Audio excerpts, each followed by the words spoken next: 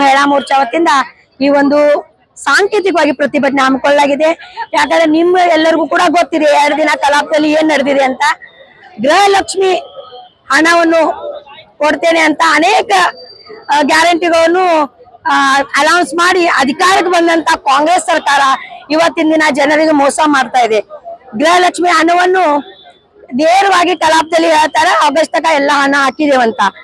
ವಿಶೇಷವಾಗಿ February March ಹಣ ಎಲ್ಲಿ ಹೋಯ್ತು ಅಂತ ಕೇಳಿದಾಗ ಅಲ್ಲಿ ಸಚಿವರಾದಂತ ಲಕ್ಷ್ಮೀ ಹೆಬ್ಬಾಳ್ಕರ್ ಅವರು ಹೇಳ್ತಾರ ಇಲ್ಲ ನಾನು ಅದನ್ನ ವಿಚಾರ ಕೇಳ್ಕೊಂಡು ಅಧಿಕಾರಿಗೆ ಹೇಳ್ತೇನೆ ಅಂತ ಹೇಳಿ ಮರನೇ ದಿನ ಹೇಳ್ತಾರ ಅವರು ಇಲ್ಲ ಫೆಬ್ರವರಿ ಮಾರ್ಚ್ ಹಣ ಹಾಕಿಲ್ಲ ಅದನ್ನ ಹಾಕ್ತೇವಿ, ಅದೇ ಇದು ಅಧಿಕಾರಿಯಿಂದ ನಾನು ಮಾಹಿತಿ ಪಡ್ಕೋಬೇಕಂತ ಹೇಳ್ತಾರೆ. ಇವರು ಒಂದು ಸಚಿವೆ ಆಗಿ ಇವ್ರು ಕೊಡುವಂತ ಉತ್ತರನ ಇದು. ಇವರು ಅಧಿಕಾರಿಯನ್ನು ಕೇಳಿ ಹೇಳ್ತೇನೆ ಅಂತ ಅಂದ್ರೆ ಇವ್ರದ್ದು ಲಕ್ಷ್ಯ ಎಷ್ಟಿದೆ, ಅವರು ಸಚಿವ ಸ್ಥಾನಕ್ಕೆ ಅರ್ಹರಿದ್ದಾರ, ಅವ್ರಿಗೆ ಗೊತ್ತಿಲ್ಲ. ಅವರು ಒಂದು ಸಚಿವ ಆಗಿ ಆ ಹಣ ಹಾಕಿಲ್ಲ ಅನ್ನೋಂತ ಗೊತ್ತಿಲ್ಲ. ಜೋರಾಗಿ ಕೇಳಿದಾಗ ಕಲಾಪದಲ್ಲಿ ಮತ್ತೆ ಅವ್ರ ಮಾತುಗಳನ್ನು ಅವ್ರು ಚೇಂಜ್ ಮಾಡ್ತಾರೆ. ಅಲ್ಲ ಮಹಿಳೆ ಅಂತ ಈ ಜೋರಾಗಿ ಕೇಳ್ತಾರ ಅಂತ ಹೇಳ್ತಾರ. ಅಲ್ಲ ಮಹಿಳೆ ಅಂತಂದ್ರೆ ಲೆಕ್ಕ ಕೊಡ್ಬಾರ್ದು ಅಂತಿದೆಯಾ?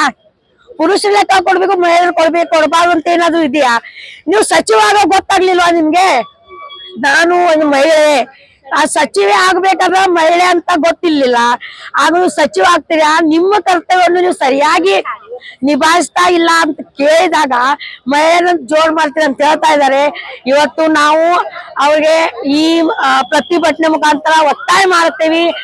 ಆ 5 ಕೋಟಿ ಹಣದ ಎಲ್ಲಿ ಹೋಗಿದೆ ಅನ್ನುವಂಥದ್ದು ನೀವು ಪ್ರಸ್ತಾವ ಮಾಡ್ಬೇಕು. ಅದು ತಕ್ಷಣವೇ ನೀವು ರಾಜೀನಾಮೆ ಕೊಡ್ಬೇಕು. ಯಾಕಂದ್ರೆ ಆ ಸ್ಥಾನಕ್ಕೆ ನೀವು ಅರ್ಹ ಇಲ್ಲ ಅಂತ ಈ ಮುಖಾಂತರ ನಾನು ಹೇಳ್ತೇನೆ.